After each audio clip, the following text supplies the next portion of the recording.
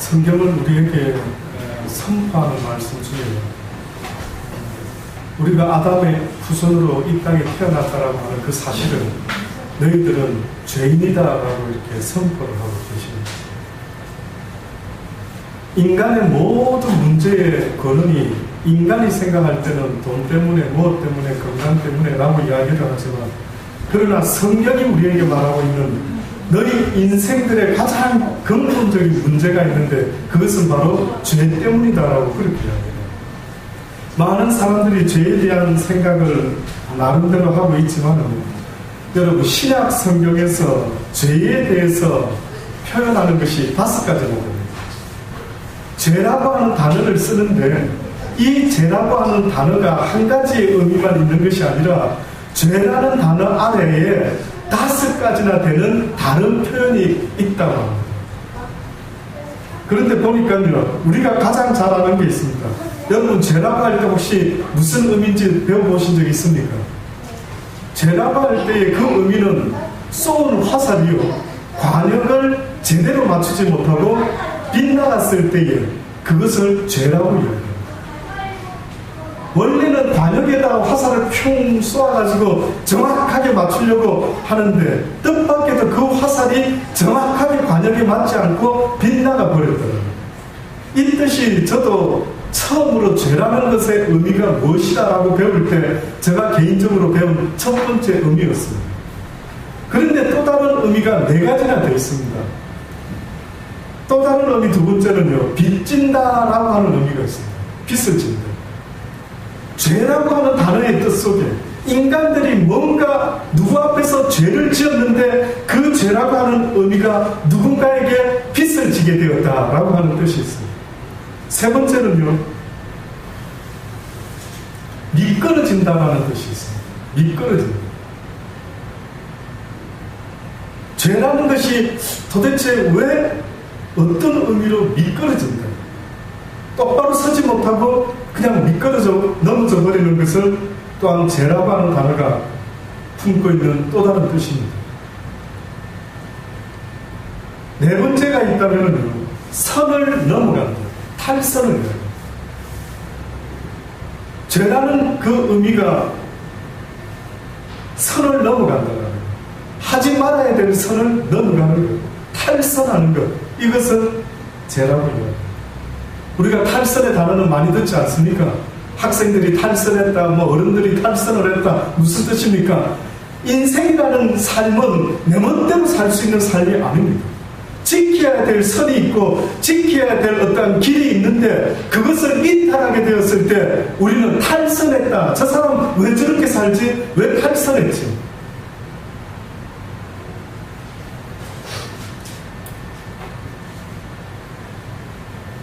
끝으로 이런 뜻이 있습니다.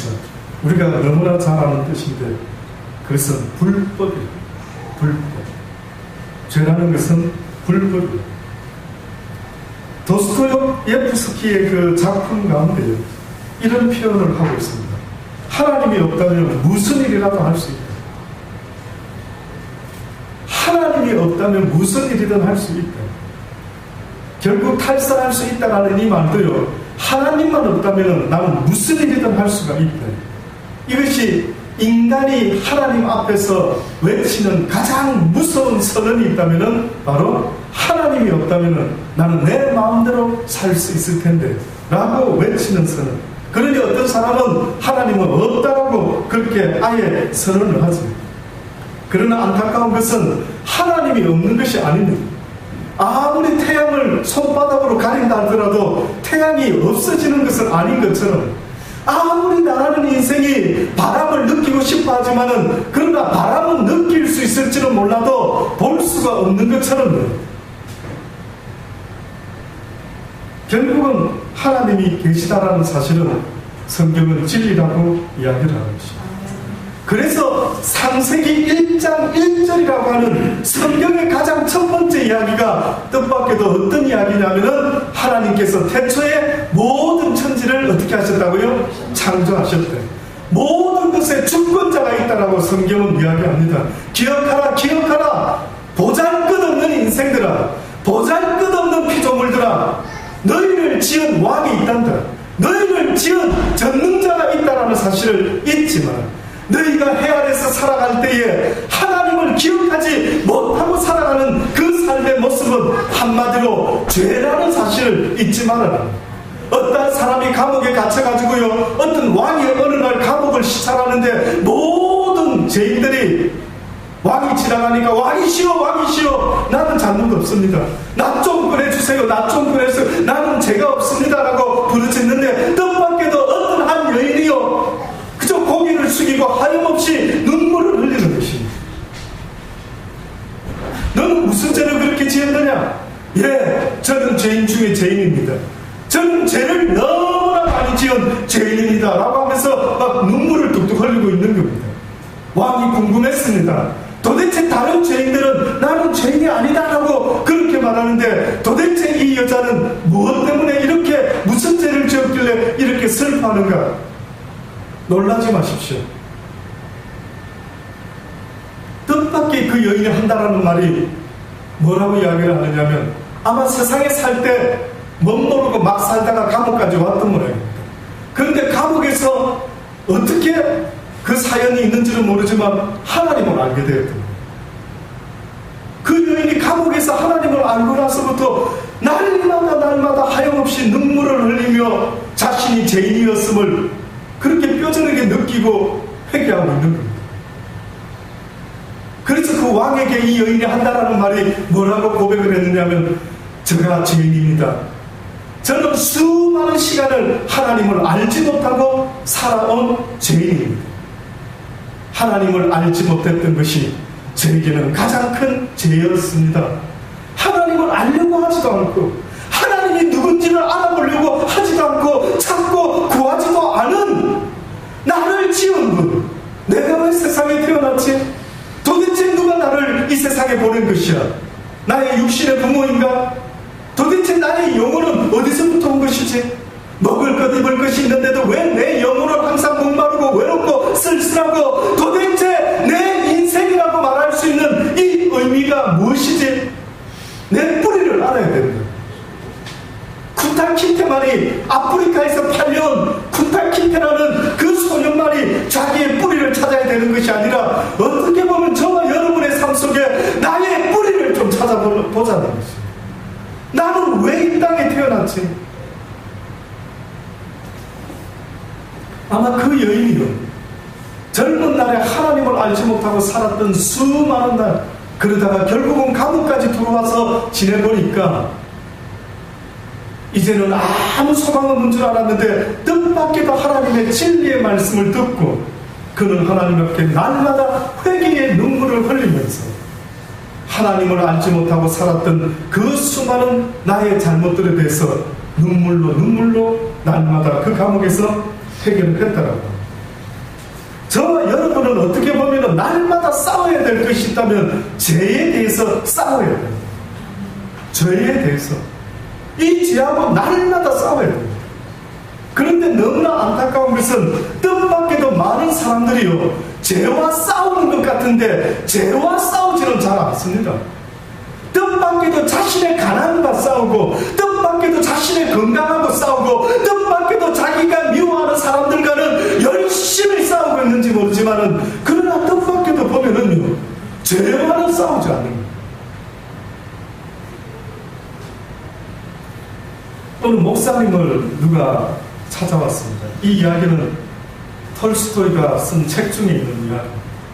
저는 개인적으로요 톨스토이의 책들을 닥치는 대로 한번 그 사람이 쓴 책들을 한번 다 읽어보려고 한때 나름대로 그가 쓴 책이란 책을 다 읽어봤습니다. 왠줄 아십니까? 이상하게 그 사람의 그 마음이 소설이지만 꼭 성경의 예화를 드러나는 것 같아요. 아니 이분은 어떤 이런 예화를 다 생각해냈지? 어떤 이런 소재를 쓸 생각을 했을까? 이건 하나님이 주는 영감이 아니고서야 어떻게 이 사람이 이런 책을 다 썼지? 근데 그분이 썼던 그 책 가운데 어떤 내용이 있었는데 보니까 어떻게 소설을 쓰냐면 어느 목사님이 있었다.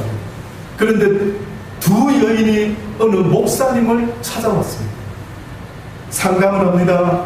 그런데 첫 번째 여인이요, 그 목사님에게 오자마자 눈물을 그냥 쏟기 시작합니다. 그러면서 뭐라고 이야기하느냐면은, 목사님, 저는 참으로 큰 죄를 지은 죄인입니다. 그것을 생각할 때마다 나는 하나님 앞에 도대체 어떻게 해야 될지를 모르겠습니다. 나 같은 이런 죄인도 구원받을 수 있겠습니까?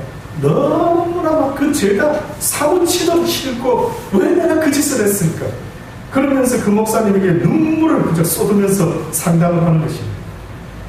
그런데 두 번째 여인이 뜻밖에도 대조적으로 뭐라고 목사님을 찾아와서 상담을 하느냐면, 목사님, 저는 일생 동안 그렇게 큰 죄는 짓지는 않았습니다. 그저 그냥 남들처럼 그렇게 살아왔습니다. 그러면서 목사님에게 자신의 이런 삶도 하나님 앞에서 구원을 받을 수 있을까 해서 똑같이 상담을 하는 것입니다. 근데 뜻밖에도 목사님이 이 두 여인의 이야기를 같이 한 자리에서 듣더니만, 당신이 들 수 있는 가장 큰 돌멩이를 하나 들고 오십시오 라고 첫 번째 여인에게 명령을 합니다. 지금 당신 나가가지고 당신이 들 수 있는 가장 큰 돌멩이 하나를 들고 오십시오. 그 다음 두 번째 여인에게 그렇게 큰 죄는 지은 것 같지 않다라고 말하면서, 그저 이 여자처럼 저는 그런 죄는 없지만 그냥 일반 사소한 정도, 남들처럼 보통으로 이렇게 살아왔는데 라고 이야기했던 그 여인에게, 그래? 그러면 당신은 가서 그저 주먹만한 조그만한 그런 돌멩이들을 당신 치마폭에다가 담을 수 있는 만큼 담아서 가져오라. 목사님이 뜻밖에도 이 두 여인에게 각각 다른 명령을 하는 것입니다. 목사님이 무슨 뜻이 있겠지? 순종하면서 두 여인이 나갔어요. 첫 번째 여인은 그 큰 돌멩이를 자기 힘에 거의 붙일 정도의 큰 돌멩이 하나를 낑낑거리고 들고 온 겁니다. 또 그 두 번째 여인도 주먹만한 돌멩이들을 치마폭에 잔뜩 담아가 낑낑거리고 들고 들어왔어요. 근데 갑자기 오자마자 목사님이 다시 그 자리에다 갖다 놔라. 그랬더니만 큰 돌을 들고 왔던 여인이 낑낑거리면서 다시 자기가 들고 왔던 그 자리 그대로에 가서 그 돌멩이를 내려놓습니다. 그런데 두 번째 여인이요, 갑자기 당황하는 것입니다. 잘 한번 생각해 보시기 바랍니다. 두 번째 여인이 당황하면서요, 목사님, 저는 돌멩이를 이것저것 다 많이 들고 왔기 때문에 이걸 제자리에 갖다 둔다는 것은 거의 불가능합니다.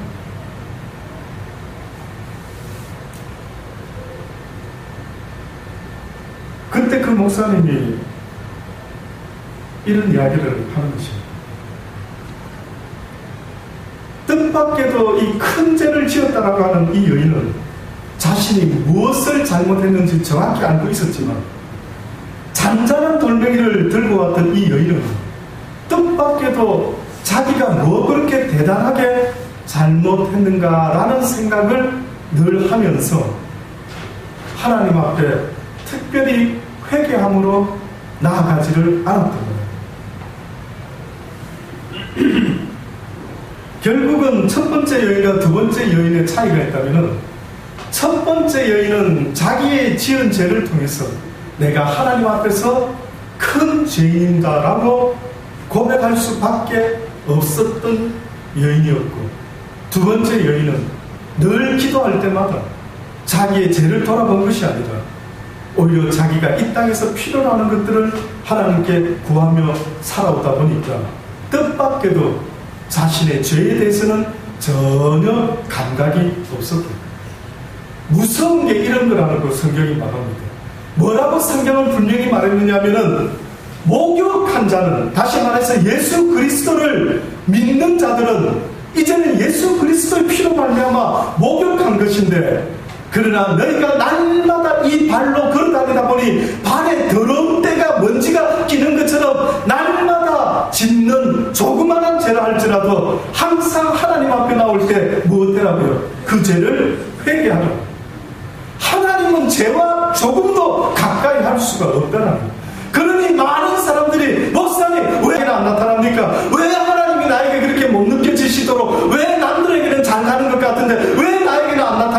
라고 이야기할 때 뜻밖에도 여러분이 아직도 짓고 있는 고범죄가 있을 수도 있더라고요. 여러분이 하나님이 가까이 오지 못하도록 날마다 하나님 앞에서 이러지 말아야 되는데 하는 그런 양심에 끊기는 그러한 일들이 나의 발목을 늘 잡고 있는, 큰 걸 말하는 게 아닙니다. 막 엄청나게 나쁜 짓을 말하는 게 아닙니다. 아주 조그마한 그것 때문에. 성경은 우리에게 뭐라고, 세례 요한과 예수님이 복음을 전할 때 첫 번째로 한 말이 뭐라고 합니까? 회개하라, 천국이 가까웠다. 너희는 회개할 죄인이라고 그렇게 이야기하는데, 만약에 그 소리를 듣고 나는 죄가 없어, 내가 무슨 죄가 있단 말이야, 야 웃기고 있네, 야 죄인들 너나 가서 들어라, 이렇게 이야기가 되지 않겠어요? 그런데 그 시대에 뜻밖에도 회개하라, 너희들은 회개할 죄인이다라고 외쳤을 때에 듣고 쫓아왔던 무리가 있는데, 뜻밖에도 어떤 무리였는 줄 아십니까? 그 당시 때 가난한 자들. 그때 유대인들은 가난은 죄 때문이다라고 생각합니다. 그리고 아주 공개적으로 죄인이었던 내국노, 세리생이, 유대인들의 세금을 걷어서 로마에 바치는 이런 자들에 대해서 저 못된 놈들, 그 다음에 먹을 것이 없어서 과부가 되고 홀로 된 여인들, 창기가 되었을 때 유대인들은 그들을 향해서 고아와 과부들과 창기들에게 뭐라고 말했는지 아십니까? 저 죄인들. 저 죄인들. 예, 그들이 생각했던 그 죄인들은요, 예수님의 말씀을 듣고 나를 부르는 모양이다, 나에게 하시는 말씀이구나 라고 귀를 기울였던 것입니다. 오늘 이 시대에도 하나님의 종들이 외쳐야 될 첫 번째의 말이 있다면, 죄인들아 죄인들아 회개하라라고 외쳐야만 하는 것입니다. 교회에서 외쳐야 되는 첫 번째 이야기도 회개하라 회개하라라고 외쳐야 됩니다. 이 회개를 하라는 이 외침이 여러분의 마음에 걸리지 않습니까? 왠지 여러분 가슴 속에 두근두근하게 만들지 않습니까? 이 소리를 듣고도 회개하지 못하는 자들이 과연 그의 영혼이 어떻게 되는지를 성경은 말하지 않습니다. 회개하지 못하는 그들의 영혼, 그들의 시작이 처음보다 나중이 더 악하여집니다. 회개하지 못하는 인생에 대해서 성경은 너무나 신기한 이야기를 합니다. 저는 몇 번이고 이 이야기를 했습니다. 사실은 어느 날 예수님이 복음을 전하면서요, 벳세다야 고라시나 너희에게 내가 회개하라 회개하라 하는데도 회개하지는 않는구나. 내가 오히려 다른 데 가서 외쳤으면 그들은 벌써 베옷을 뒤집어 입고 회개했을 것이다. 회개하지 못한 그 신령 위에 종교 행위의 삶을 살다 보니까요, 완전히 가식 덩어리거든, 완전히 위선 덩어리가 되고 말았던 것입니다. 그래서 예수님이 갑자기 회개하라 말씀을 하다가 한 예를 드는데, 어느 귀신이 쫓겨나가지고 어떤 사람에게서 쫓겨났답니다. 물 없는 곳, 하나님이 은혜가 없는 곳을 찾아 헤매다가 보니까 별로 그런 곳이 없어서 다시 자기가 있었던 인간 집에 이렇게 들어와 보니까 인간이 보니까 깨끗하게 청소되어 있더래요. 자기가 살았을 때보다 더 깨끗하게 되는 것 같더래요. 그건 귀신 눈에 보였을 때 그랬어요. 그래서 귀신이 혼자 들어오기가 조금 못했는지 오히려 자기 동무 귀신들을 더 불러가지고, 와, 내가 멋진 집이 있더라, 들어가자. 성경에 뭐라고 예수님이 말했다고요? 그 사람의 처음 형편이 나중이 더 악하여.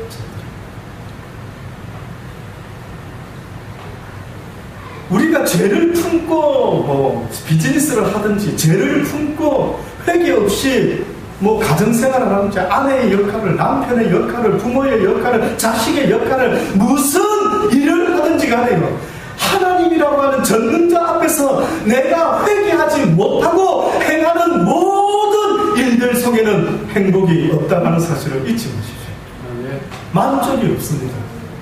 주님이 주시는 평안이 내 속에 머물 수 없기 때문에 회개하지 못하는 이 시대에 교회 다니는 수많은 자꾸 이상한 증상이 일어나는데 평안이 없고 감사와 은혜가 없는 겁니다. 그냥 잠깐 은혜 비슷한 거 느끼고 돌아가는데, 뜻밖에도 그들이 말하는 은혜는 실제적인 은혜가 아니라 드라마 보고도 느끼는 그 감동 정도밖에 안 되는 거예요. 오히려 교회 앉아있으면 지루하고 따분하고 오히려 드라마를 보면 더 감동적이다 하지 않습니까? 솔직하게 찌릿찌릿하지 않습니까? 주인공들의 눈물 흘리는 그 안타까운 장면들을 보면 막 동감이 되어가지고 나도 모르게 저도 어쩌다가 그 애절한 장면 보면은 제가 울까요 울지 않을까요? 이거 성경 스토리도 아닌데 왜 두 남녀 연인의 아주 애절한 사랑 이야기를 만약에 들을 때 제가 울까요 울지 않을까요? 저의 혼도 웁니다. 너무 안타까웠어요. 그 복음하고는 전혀 관계없는데도 근데 저는 이런 생각을 꼭 합니다. 우는 저 눈물의 의미 속에요, 한 가지가 옛날하고 달라진 게 있다면 하나가 더 플러스되어 있습니다. 뭔 줄 아십니까? 저들이 하나님의 사랑을 알았다. 저렇게 목매여 목숨 걸지 않을 텐데, 저렇게 달구통 같은 눈물을 저 모습에 때문에 흘리지 않아도 될 텐데, 저 기집애 때문에 저 달구통 같은 눈물을 저렇게 목숨 걸고 흘리지 않아도 될 텐데, 하나님만 알게 됐다.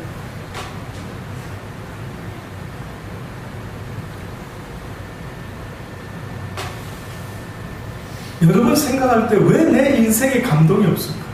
왜 내 인생에 100만 원 있을 때는 100만 원만 없을 때는 100만 원만 있으면 행복할 거야 라고 했던 그때가 있습니다. 100만 원이 생기니까 어느 날 또 갑자기 200만 원이 있어야 행복할 것 같아요. 또 200만 원이 또 생겼어요. 그럼 여러분은 또 어떻게 할 것 같습니까? 300만 원이 있어야 나는 행복할 것 같아요. 신기하죠? 설명해 드릴까요? 왜 그런 증상이 일어나는지. 왜 수많은 사람들이 좀 더 또 모아 계속해서 목말라 하는지를 여러분 아십니까? 그 원인이 무엇 때문에 그런 줄 아십니까? 내 속에 죄를 회개하지 않은 심령으로 살다 보니까 아무리 교회를 다니고 아무리 수많은 목사님 명설교를 듣고 아무리 만장하는 설교를 듣고 아무리 능력을 행하는 자들을 통해서 은사를 받고 연기들을 받고 하는데도 돌았으면 또 허한 이 마음이 도대체 이게 뭐지? 뭐 때문에 그런 줄 아십니까? 내가 하나님 앞에 회개한 적이 없는 것입니다. 한 번도. 내가 하나님 앞에 회개한 적이 한 번도 없는 것입니다. 뭐 회개하셨는데? 혹시 여러분 돌아보신 적이 있습니까? 여러분이 어느 날 회개했을 때 주로 무엇을 회개하셨는지 돌아보신 적이 있습니까? 저는 감옥에 있는 톨스토이의 이 작품 속에 있는 이 이야기, 어떤 한 감옥에 있는 그 여인이 하나님을 알지 못하고 살아왔던 그 수많은 시간의 낭비가 얼마나 하나님께 큰 죄였는지, 하나님을 찾지 못했던 죄, 하나님을 구하지 못했던 죄, 나의 뿌리를 찾지 않은 죄. 고아들도 자기의 뿌리를 찾으려고 어느 날 장성하게 되면은 자신의 어머니를 찾고 아버지를 찾지 않습니다. 여러분의 뿌리는 이 땅에 있었던 것이 아니라 영원한 하나님의 나라에 있다는 사실을 잊지 마십시오. 여러분의 뿌리는 하늘로부터 내려오죠.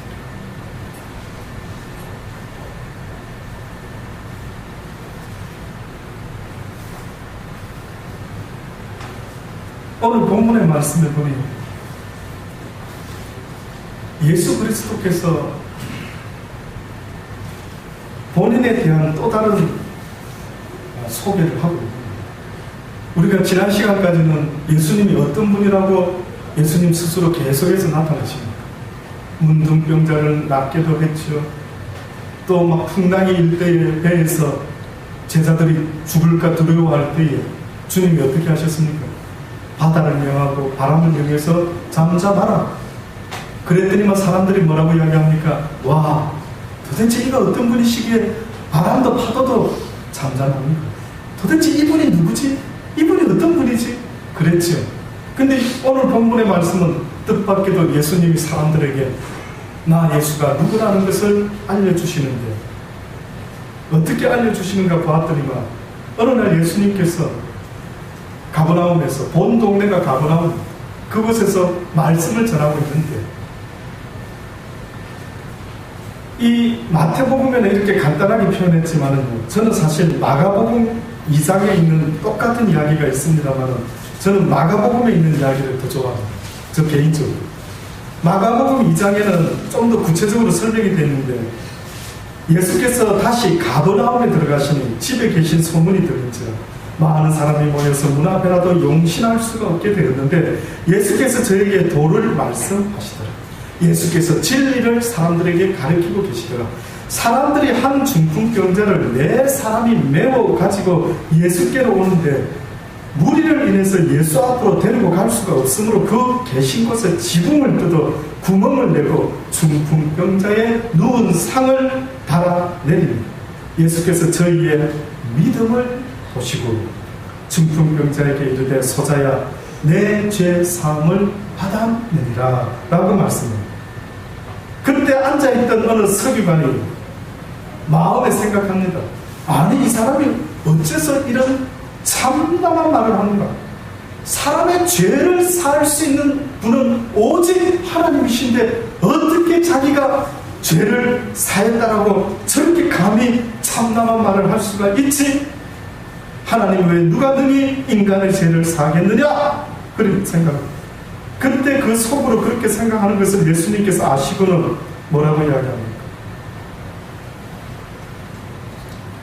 갑자기 중풍병자에게 내 제 상을 받았느니라 하는 말과 일어나 내 상을 가지고 걸어가라 하는 말이 어느 것이 쉽겠느냐?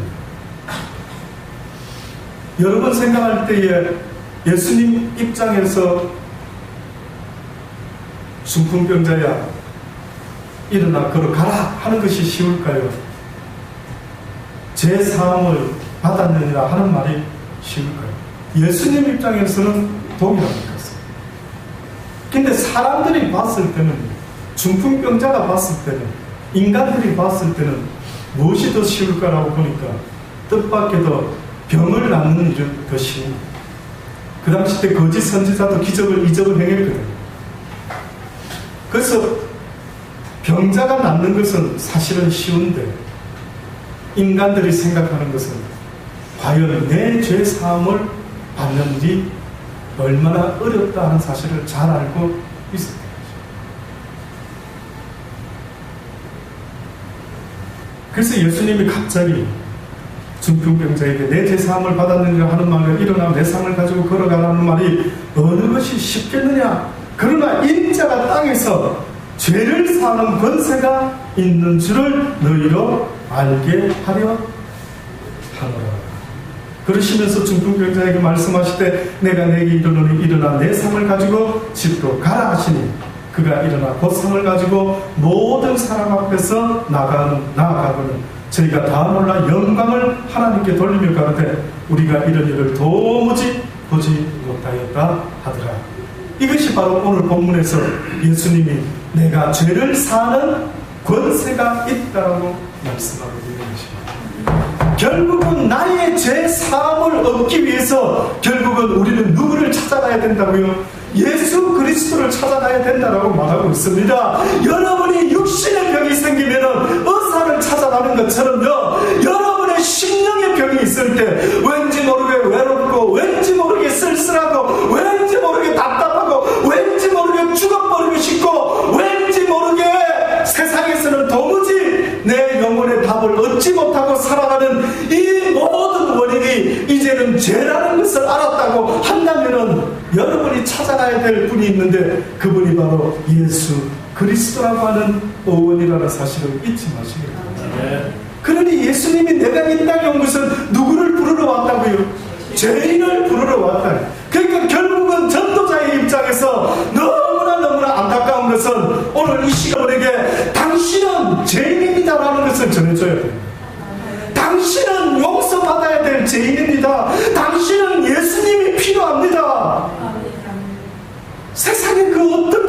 것이 아니라 지금 이 시간에 당신의 모든 인생 문제가 죄라고 생각이 든다면 이제부터는 당신은 예수 그리스도를 만나야 됩니다. 어느 정도로 애를 써야 되느냐고요? 어느 정도로 몸부림쳐야 되느냐고요? 예수가 여기 있다 저기 있다 하는 것이 아니라 네 속에서 잠들고 있는 그 예수를 깨워라. 또 다시 말하면은 배에서 풍랑이 일었을 때에 고물을 대고 주무시는 예수님을 그들이 깨우게 되는데 어느 때 깨웁니까? 어느 때 갑자기 주무시는 예수님을 그들이 깨우기 시작합니까? 풍랑이 심해서 죽게 되었어요. 다시 말하면 죽게 되었을 때 저는 그래서 여러분에게요 죽기 직전까지 가기를 기도합니다. 죽기 직전까지. 또 다시 말하면 여러분 주변에서 어느 인생도 여러분의 문제를 해결해 줄 수 없구나라는 것을 느낄 수밖에 없는 그 죽음 직전까지 좀 한번 가봤어요. 한번 몰아가봤어요. 저 인생들이 뭐 내 옆에는 나를 도울 분들, 내 아빠 있고 엄마 있고 뭐 누구 있고 내가 부자 친구도 있고 뭐 건세 있는 국회의원도 알고 뭐 알고 그 모든 것들이 다 끊어져 가지고요 아무 도울 그 누구도 없는 그런 외롭고 쓸쓸한 인생이 한번 되었습니다. 그때에는 혹시나 주님을 찾아요. 그때는 혹시라도 주님을 찾아요. 그러니 여러분 결국은 하나님의 목적은 여러분이 주를 찾을 수 있도록 만들어내는 것 말고는 없어요. 주님의 관심은 어찌하면 좋을까 어찌하면 좋을까 사랑하는 아들아 저들이 나를 찾지 않는다 하시는 저들이 나를 구하지 않는다 저들이 나의 문을 두드리지 않고 있으니 어찌하면 좋을까 어찌하면 그래요 아버지 도대체 그들의 외로움이 모든 문제가 죄의 문제라고 알려주는데도 지금 그 목마른 이유는 바로 이 생수를 마시지 못하기 때문이라고 알려주고 있는데도 저들은 자신들의 행복을 또 딴 데서 찾고 있고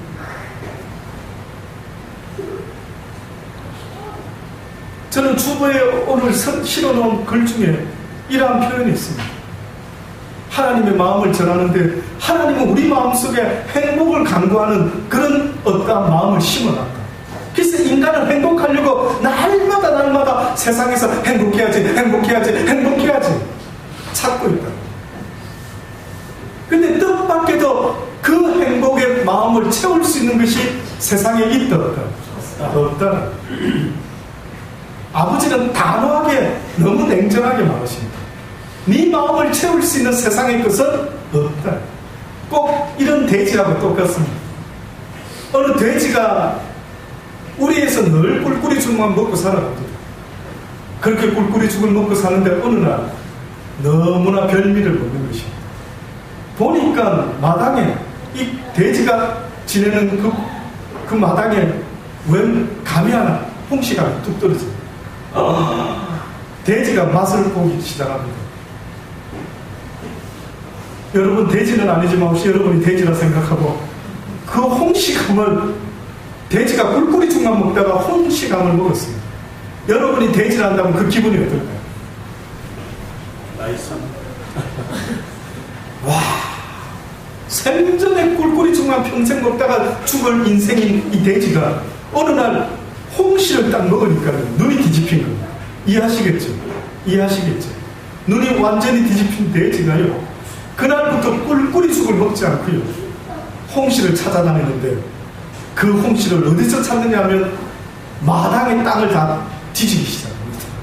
땅을 막 주둥이로 휘비는데 여러분 멧돼지도 아니고 그냥 이 집돼지가 땅을 막 주둥이로 휘리니까 어떤 일이 벌어지겠습니까? 다 막 달라가지고 막 땅에 부딪혀가지고 이 주둥이가 그냥 피가 전전전전 흐르는 그 이야기의 끝 피 흘리다가 감 찾던 돼지 죽다 이렇게 감을 찾으려고 안타까운 거는 그 감이 어디서 온 겁니까? 우리는 알죠. 위에서 떨어진 겁니다. 옆집에 감나무가 아마 그 돼지 울타리로 넘어와가지고 거기서 홍시 하나가 땅에 떨어졌던 거예요. 이 돼지의 비극은 어디서부터 시작했는 줄 아십니까? 그놈의 홍시를 먹지 않았으면 그의 비극은 시작되지 않아요. 그러니 하나님이 지금도 우리에게 말씀하는 것은 어떻게 보면 너희가 원하는 그 행복이라는 것은 이 땅에 없다는 텔레비를 보면은 너무나 저는 안타깝습니다. 선전하는 광고하는 모든 텔레비의 내용은 메시지는 하나님과는 전혀 다른 메시지 아시지요? 텔레비에 보면 로또 당첨되면 행복할 것이다, 좋은 새 집으로 이사하면 행복할 것이다, 결혼하면 행복할 것이다, 뭐 남태평양 어느 섬으로 신혼여행 가면 행복할 것이다, 모든 텔레비에서 우리에게 선전하는 모든 이야기, 부자 되면 행복할 것이고 못하면 모든 메시지가 뜻밖에도 우리에게 행복의 메시지를 전해주는데 그 내용 하나하나를 보니까 결단코 성경의 메시지와는 전혀 다른 것입니다. 성경의 메시지와는 전혀 다른 것입니다. 저와 여러분은 어렸을 때부터 그것만 보다 보니 머릿속에 어느 순간에 이 돼지가 땅에서 감이 나는 줄 알고 완전히 이 마당을 휘젓고 다니는 듯이 저와 여러분의 행복도 한번 보세요. 여러분의 행복을 위해서 책을 읽는 사람 봤습니까? 주변에 내 인생의 행복을 위해서 형이상학적인 어떤 뭔가 영적인 뭔가 진리를 찾고 구하는 사람 봤습니까? 그래서 어떤 철학자는 뭐랍니까? 배부른 돼지보다 뭐 하는 게 낫다고요? 오히려 생각하고 고민하는 소크라테스.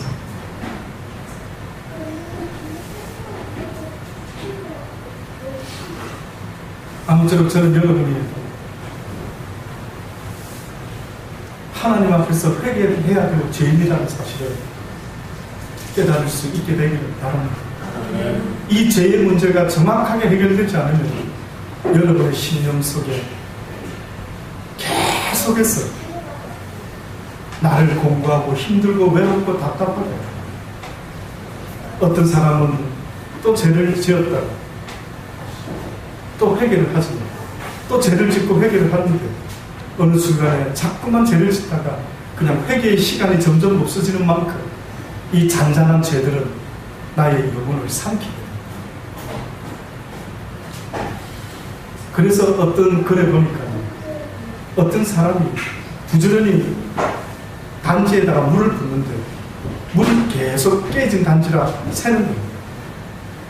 이게 무슨 뜻이지요? 라고 그가 꿈속에서 보고 천사에게 물어봤어요. 그랬더니만 이 사람은 회개하지 않으므로 하나님이 부어주시는 은혜가 차지 않는다. 그 단지가 채워지지 않는다. 뭔가 회개치 못하고 있는 어떤 끄름직한 그것이 그 항아리에 깨진 항아리로 만들어가지고 계속해서 은혜의 물이 새고 앉아있다. 조그만한 거라도 샌다는 거예요. 그러면 여러분, 항상 방심하지 말아야 되는 거는 오늘도 내가 회개할 것이 없는가 꼭 회개할 것이 있다면 그날 그 자리에서 회개할 수 있는 용기가 있기를 바랍니다. 저는 얼마 전에 지난주니까 저녁에 혼자 있는 저를 위해서 우리 교회분들 중에 전도사님들이 이렇게 저녁을 차려주십니다. 와서 저녁을 먹고 함께 또 하나님 이야기를 나누다가 또 돌아가죠. 근데 지난 주일날 우리 송전도사가 경림이 또 같이 보고 싶어 한다고, 목사님 있다니까 경림이가 저녁 늦게 같이 오지 않았겠습니까?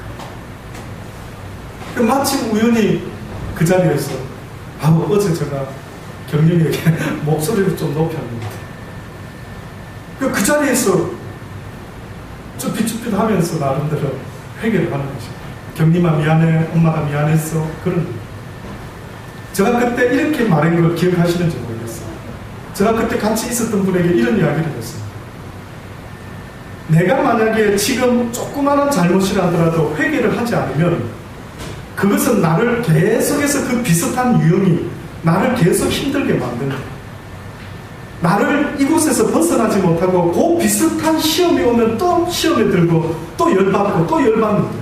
그런데 내가 그 자리에서 미안해, 회개해, 잘못했어, 엄마가, 아빠가 잘못했어, 아빠 제가 잘못했어요, 엄마 제가 잘못한 것 같아요, 이렇게 회개하는 그 심령은 한마디로 말해서 그 마음의 그릇을 넓히는 거예요.